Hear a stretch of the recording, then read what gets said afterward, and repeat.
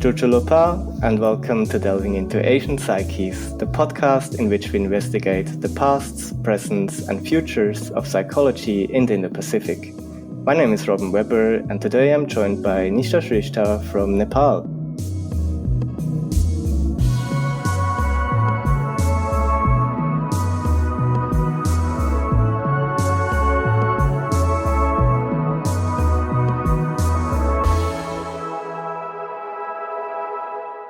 So today I'm talking with Nishtha. She is an early career researcher with interests in child and adolescent mental health, trauma, art-based therapy, and global health. Currently, she's working with Save the Children as a research and evaluation officer on educational and humanitarian projects, but she is also active as a writer for The Rising Nepal, in which she highlights mental health issues.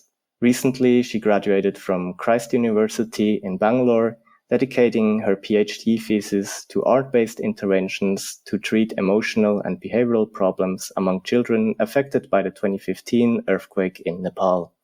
Talking of this incident, I would like to give you some background information. Nepal is among the most vulnerable countries to natural disasters and earthquakes in particular. It faces such casualties every year, but 2015 was especially grave when a 7.8 magnitude earthquake hit the country, affecting up to 8 million people. Also known as the Gorkha earthquake, it killed close to 9,000 people and injured 22,000, displacing millions in the process. A considerate amount of victims were also children, and it is the worst disaster the country faced since 1934.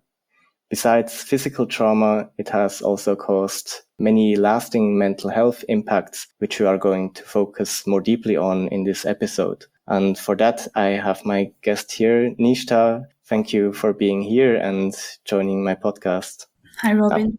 Thank you for inviting me, and it's a pleasure to talk about the psychology of Nepal today. Same here. It's great that we have this opportunity.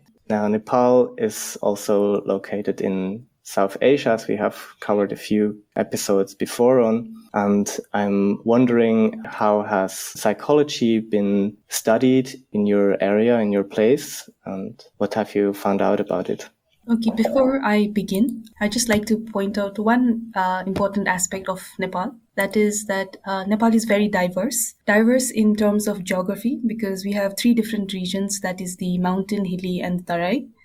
We have 126 ethnicities and 120 languages. So this diversity needs to be kept in mind when we talk about mental health in Nepal. So if we go into the history of psychology in Nepal, just to make it easier for our listeners to understand, I like to divide the history into different decades, starting from 1950s, because this is the time when psychology had entered Nepal. The first psychology course was introduced at Trichanda Multiple Campus, and this course was initiated under Patna University, India. So we can see that the influence of foreign scholars is already present from this decade itself. And we should also remember that during this time, Nepal had just gained independence from Rana regime. So Rana regime was an autocratic regime during which people did not have any voices. So it lasted for more than a century. So at this time, since people did not have basic rights, so you cannot expect that psychology would progress at this time under such circumstances, right? So the democracy had just started in this decade. So people were just getting used to the newfound freedom. So psychology was just in this very infant state, I would say, in this decade. Going to the 1960s, the first psychiatric service was introduced at Bir Hospital in Kathmandu. And psychology courses also started getting introduced at the intermediate and bachelor level in this particular decade. In the next decade, that is the 1970s, foreign scholars started focusing on topics like cognition, perception, and sexism. And the studies found out that the children in this decade were found to be slow learners. And it is possible that they found out that the children are slow learners at this point because they were not much exposed to the world as they are right now. So it's possible that their learning was poor as compared to the Western society. And in terms of sexism, they found out that the hierarchies that existed at that time in that society was necessary to maintain the social order. So we have a caste system at that time. So the certain caste would do the religious work, certain caste would be focused on business, certain caste would be focused on the lower level jobs, the so-called lower level jobs, such as taking care of the trash, the sewage work. So all these hierarchy was important at that time to maintain the social order of the society. Coming to the 1980s, this was the time when master's level course was introduced at Tribhuvan University. And it was also an important decade because this was the time when the first mental hospital was introduced in 1984. And till date, it is the only mental hospital in Nepal, and it has a capacity of 50 beds. So you can already see how weak the mental health sector of Nepal is. The researchers in this decade focused on minority groups. They had also interest in concepts like faith healing and witch doctors. And there was also a growing awareness among the Westerners that the way Nepalese look at society is different than how they approach the society. The Westerners think that it's a very individualized approach. But in the case of Nepal, their identity is related with the community. So this awareness started developing among the foreign scholars to see that there is a difference in how the Westerners look at the world and how Nepalese look at the world. Coming to the 1990s, this was the time when MPhil in clinical psychology was introduced in 1998. This decade was also important because a national mental health policy was introduced, and this policy aimed to provide mental health care to everyone. But it was not implemented by the government. At the end of this decade, Nepal faced a civil war, and this civil war lasted for about 10 years. So this civil war caused a lot of displacements. It led to the loss of lives. People were left homeless, children lost their parents. So it was the first event in the history of Nepal that showed how weak the mental health sector in Nepal was. So this was the first event, this civil war that Nepal faced. So it's natural that the next decade, that was 2000, was focused mostly on seeing the impact of the conflict on people. So there were efforts made to study the impact of the conflict on people, to see their mindset. The counseling services were offered to help these victims. Studies were done on child shoulders because a lot of kids were also recruited to fight the war. I would like to just talk about an interesting study that was introduced in this decade. This study was done by Court and Harper. This study outlined that there were 5 aspects of self in Nepalese society. And these 5 aspects were, first one is the man, which is the heart mind. Second was dimag, which was the brain. Third is the Jew, which is the physical body. Fourth is the Sato, which is the spirit. And fifth one is the Ijat, which is the honor or social status. So this study found out that in Nepal, people would not stigmatize if you had heart-mind problems, but they would be stigmatized if they had problems related to the brain because they considered that it was incurable. So a lot of stigma would be experienced by people if they had brain problems. In 2006, a mental health legislation was also introduced in order to safeguard the rights of those with mental illness. But again, this was also not implemented by the government. In the next decade, that was the 2010s, a lot of changes happened, and Nepal experienced changes in terms of the political scenario. And as you mentioned earlier, that we also experienced major earthquakes during this decade. In terms of the political scenario, it's important because this was the time when Nepal shifted from a multi-party system to a federal system of governance. So as you may be aware of, that earlier Nepal was ruled by a monarchy system. Then we've shifted to a multi-party system, and then now we have the federal system of governance. So this political instability has an impact on how people live and what they research and how the research culture itself develops. Because unless there is a proper environment, then research cannot prosper, right? So that was one, that the new constitution was introduced. So people were getting used to the new system of governance. And then, of course, the earthquake. So as you mentioned earlier, there was a lot of death and destruction. And this earthquake also was the second event after the conflict to show that, the mental health in Nepal still needs a lot of work. And the research that was done during this decade was also focused on seeing the impact of the earthquake. So this was, if I would say till the 2010s, these were the major events in Nepal. Yeah. Well, you have given such a great rundown of the whole history already. Thank you so much for that. I guess I can attach nothing to that. But as you have touched on a little bit also, that mentioning that the earthquake was quite impactful in the research as well. And as we've seen, it's natural disasters is something that happens frequently in Nepal. Has that also influenced psychological research before that, or was that really such a turning point in recent years? I think the earthquake brought interest in seeing the impact of the disaster on mental health. Like, it was known that Nepal is a disaster-prone country because Nepal actually ranks 20th among the most disaster-prone countries. And in terms of the earthquake, it is ranked 11th in the list of most earthquake-prone countries. So the vulnerability was always there, but since it has not happened, people would not pay attention. So it's like the story of the wolf, like everybody's crying wolf, but nobody's paying attention. Once it actually comes, then they realize that, oh, they should have been prepared. So it's the same with earthquakes and the other natural disasters that we face every year, such as landslides and floods. So this is a yearly occurrence, but still we are not prepared for it.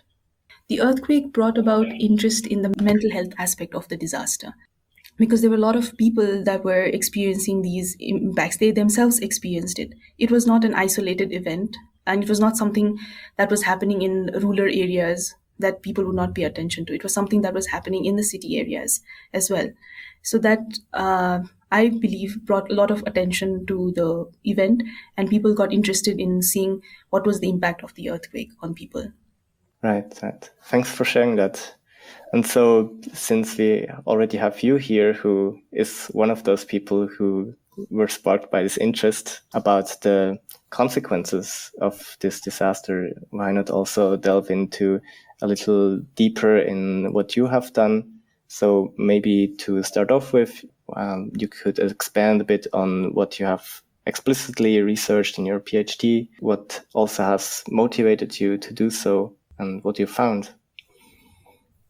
So it has been my experience being in Nepal and seeing the mental health scenario is that people pay attention only for a short while.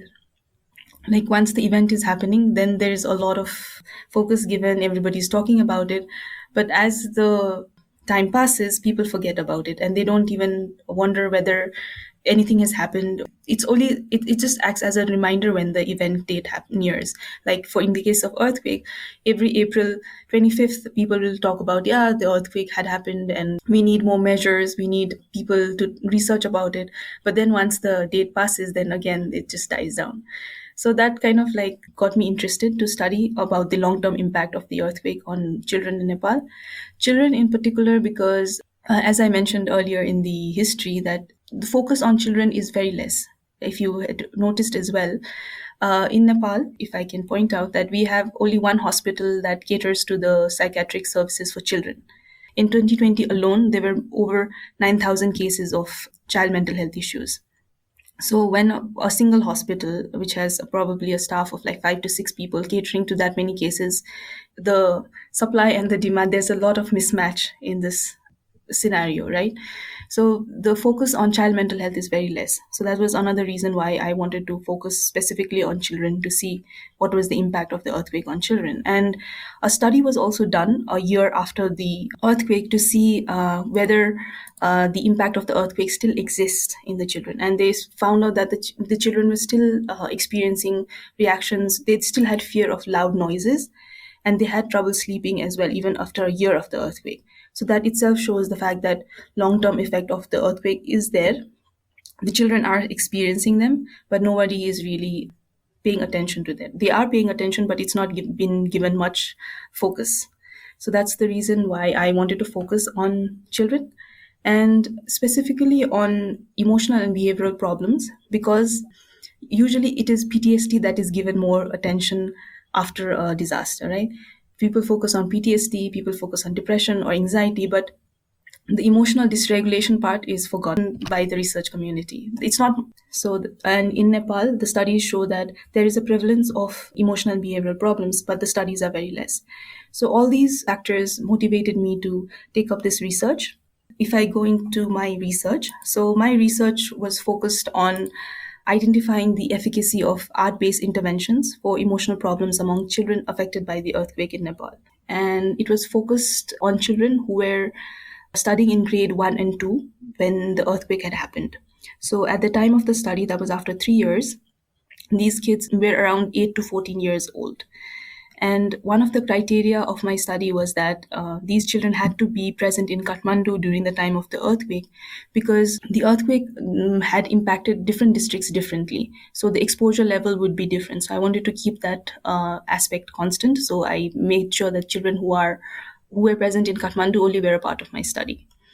So, in the first part of the study, I had conducted a survey in the area that I was going to do the study, and I came across two groups of people. One group of people who believed that it was not necessary to talk about the earthquake with the children because they've already forgotten about it. Why are you talking about it again to remind them of the earthquake? Because it's believed that once you forget, then you are healed. That's the understanding. And the second group had seen the impact of the earthquake on children. So they were like, yes, we need such studies so that people are aware of the fact that we need to focus on children, right? And it's worth mentioning that the government had also offered counseling services in certain community schools so as to help the kids who were really affected by the earthquake. And the schools had also stepped up during this time to conduct entertainment classes for these children, because even though the earthquake was just a one-time event, the major earthquake what happened in May as well as in April, right? So April was one earthquake and major one, and the second one was in May. So in between the time also there was a lot of aftershocks that was going on. So these aftershocks also created fear in the people that we never know, it might just be another major earthquake. So because of this fear, the parents were not willing to send their children to school. But because these entertainment classes were being conducted by the school, the children were encouraged to come to school. And this kind of helped to establish the normal routine, which is very important after a trauma, that we need to establish normalcy so as to help them get back to their normal lives, right? So this initial survey gave me the motivation that, I need to do this research. And going to my research, in the first part of my research, I administered the emotional behavioral tool as well as the level of exposure scale to know the state of emotional problems among the children. And I found out that the children were experiencing emotional problems in terms of conduct problems, hyperactivity, inattention, and peer problems. So these problems were present even after 3 years of the earthquake. And like other studies that have been done on emotional and behavioral problems, boys were found to have more externalizing problems as compared to the girls. And one of the possibility of this is because it is the parents who complete these kind of tools, and it's much more easier for the parents to see the external behaviors rather than the internal behaviors. And from a cultural point of view, it's much more acceptable for boys to be aggressive. It's much more acceptable for them to be restless, whereas girls are expected to be calm and follow the rules of the society or follow the rules of the school. So they're not considered to be deviant as compared to boys. So this could be the possible reason why there is a gender difference. I also asked the parents if they had found any change in their children after the earthquake, and they reported issues of seeing a decline in their studies, with their children being afraid to stay alone. They found out that the children were easily startled. They tended to space out. So these behaviors were not present in their children before the earthquake. So this also shows the fact that, the children were experiencing problems, but no one was paying attention to those. And coming to the second part of my research, I implemented an art-based intervention. And this art-based intervention was focused on helping the children develop a narrative from what experiences they had, how their life is at present, and what they look forward to in the future. These art-based intervention was done in their schools in Nepal. Working with mental health is a bit of a challenge because people feel that if the moment you say that you are introducing a mental health programs, they start getting worried because they feel that they'll be stigmatized. And with children also, when you yourself are selecting few children and you're leaving out the rest, their parents tend to worry that what is wrong with my child. So this problem of stigma needs to be eradicated, but right now it is present. So this is something that I faced in my study as well, to convince the parents to let the children be a part of my intervention. So without going into the result aspect, I would just like to share some stories that the children had shared in the intervention. I think that would be much more interesting. So some of the stories that the children had shared during the art-based intervention through their drawings, they drew their trauma out. So the children talked about how they were afraid to stay inside their homes because they felt that if they stay inside, then they feel that if a tremor comes, then the building will collapse on them. So this fear was depicted through the drawings. Some children drew about how difficult it was to live after the earthquake because during that time when the earthquake had happened, it was raining very heavily. So the children remembered how it was difficult to stay without the tents because people were not prepared for the earthquake. So they had to stay, they got wet, and there was no availability of toilets. So that was also another problem. And they were living in crowded spaces. So these difficulties that they faced immediately after the earthquake were also shared by the children. And for some children who had lost their parents, they got exposed to the death rituals that happen in our society. One of the children talked about how, because she had lost her dad, she was not able to celebrate one of the major festivals. So when everybody else is celebrating and you alone are being forced to not celebrate, that feeling of being left out was shared by the children through the drawings. For some, the issues was in terms of studies, where they felt that they had this constant fear in their mind that the school will collapse. So they are present in the classroom, the teacher is teaching, but the back of the mind, they are looking in the surrounding to be sure that there is a place to run, so that if there is a aftershock or any tremor, they can just run out. So those kind of fears were also shared in the drawings. What stood out for me during this intervention was that these children are very resilient. Like, they have experienced so much, but still they found a way to cope with it. Some coping strategies were taught to them by their parents. Like, an interesting one that I'd like to share is, so as I mentioned earlier, that we always have aftershocks after the earthquake, and till date we have some aftershocks. So one of the kid talked about how every time there is an aftershock, he remembers the god Hanuman. So Hanuman is the god who gives courage. So since he had to go to the toilet alone, and he was always afraid that, even what if an earthquake comes during that time, so he used to chant the name of Hanuman and go to the toilet so that he could deal with the fear. So those cultural coping mechanisms were also shared by the children during this intervention period. Coming to the next part of the study, which was semi-structured interviews were conducted with these children who had been a part of the art-based intervention. And during these interviews, the children shared that their experience of being a part of the intervention not only helped them to deal with their fears of the earthquake, but they also noticed that they were experiencing a change in their studies, because they found out that they were much more motivated to study now. They were fighting less with their friends, so their relationships with their friends had also improved. At home, their sibling relationships had improved. So I feel that these all changes that the art-based intervention brought about, not only in terms of helping them deal with the trauma memories, but also it brought an holistic improvement in their life, was because the children understood what was going on within them. Like, till now, nobody had sat down with them and talked to them about how earthquake occurs. So this was one interesting aspect, because some kids shared that when they asked their parents about how earthquake had happened, they were told that earthquake happens when the mother nature is angry. So in order to calm mother nature down, you have to press your thumbs to the ground. So if you press the thumb to the ground, then the shaking will stop. So this cultural meaning is important, but getting to know like why earthquake happens and understanding that it's a natural phenomena helped them to understand this unknown phenomena that they were exposed to, right? So as I mentioned, that since the aftershocks were constantly happening, the skills that they learned in the art-based intervention were also applied. So when they realized that when the aftershock is happening and they were able to apply those skills, they realized that it works. So they felt that they were much more confident. If an earthquake will come in the future, they got that confidence that, I can deal with it. So the art-based intervention, I believe, was practical, and I think it needs to be expanded to other places of Nepal as well, so as to be a part of the disaster prevention training, I believe. And I'm hoping that I can take this forward in that regard.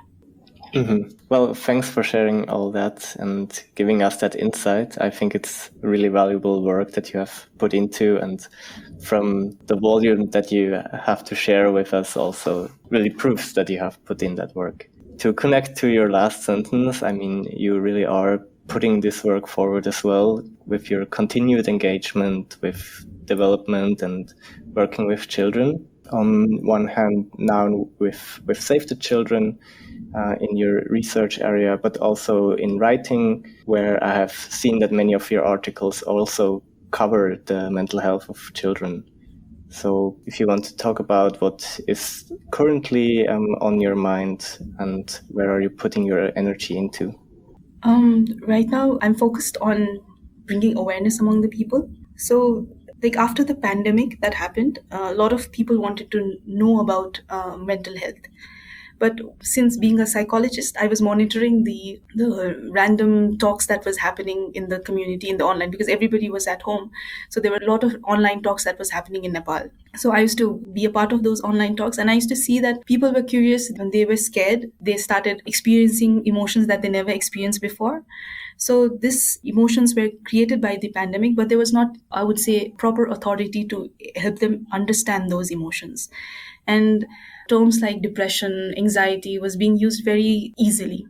So even if you're trying to say that I'm sad, people are just saying I'm depressed. But that's not the way to use the term, right? So I'm right now focused on bringing awareness about these issues, these basic concepts, so that people know we already have a limited people help those who are suffering from mental health issues, because data shows that there are only 40 clinical psychologists in Nepal.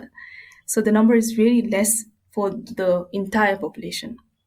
So we need more educational institutions that can teach psychology graduates so that we can cater to the mental health needs. Because as I mentioned, there are already three major events that have happened in Nepal: the conflict, the earthquake, and the pandemic. So I'm pretty sure if you look at it, there would be an impact of all of these three events.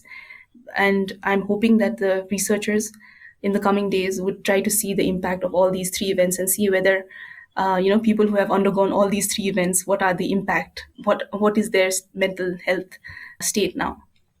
So yeah, so that's awareness is one aspect that I'm focused on. And the second thing is I am also focused on trying to find low cost interventions, because right now the mental health services is offered mostly by the private sector, so the cost of therapy is very high.